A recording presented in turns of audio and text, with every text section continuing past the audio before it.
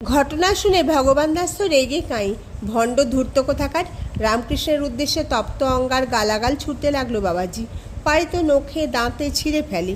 বললে, আর কোনোদিন ঢুকতে দিও না ওকে হরিসভায়। এ কি অঘটন! আর যে অঘটনের ঘটিয়তা রামকৃষ্ণ, সে সাঁতেও নেই, পাঁচেও নেই।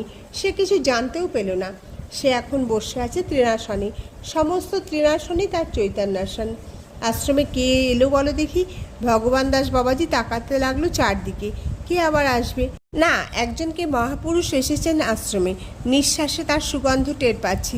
তোরা সব একটু দেখে এগিয়ে। কত লোকই তো আসছে যাচ্ছে আশ্রমে। কালনার সিদ্ধ বাবাজির নাম ভারত প্রসিদ্ধ। এমন কৃষ্ণভক্ত থাকতে আর কার গায়ের গন্ধ বাতাসে আমোদ হবে? কত ঢঙের মানুষই আসে আজকাল। কে একজন দেখো না এসেছে একেবারে কাপড়ে মুড়িসুড়ি দিয়ে। মুখ হাত গা কিছুই দেখবার উপায় নেই। পুরুষ মানুষের আবার এ কোন ছিরি? কোনো অসুখ বিসুখ নাকি? না, এটা ওর ভয় লজ্জার ভাব। সঙ্গের লোকটি বলল, ওর বালক স্বভাব কি না? অচেনা নতুন জায়গায় এলে এমনি ওর ভাব হয়। তোমার কে হন? জিজ্ঞেস করলেন বাবাজি। আমার মামা, সারাক্ষণই ঈশ্বরভাবেই আছেন। আপনার এই আশ্রমে ঈশ্বরভাবের আশ্রম? আপনার নামটিও ভগবান? দেখতে এসেছেন আপনাকে। বসো এক পাশে। কত ভাবের লোকই আসে আজকাল। কি নাকি একটু ভাব হলো অমনি ঈশ্বর ভাব। মোগল পাঠান হদ্দ হলো, ফার্সি পরে তাঁতি। কিন্তু কে এলো বলো তো আশ্রমে? এমন দিব্য সৌরভ টের পাচ্ছি কেন?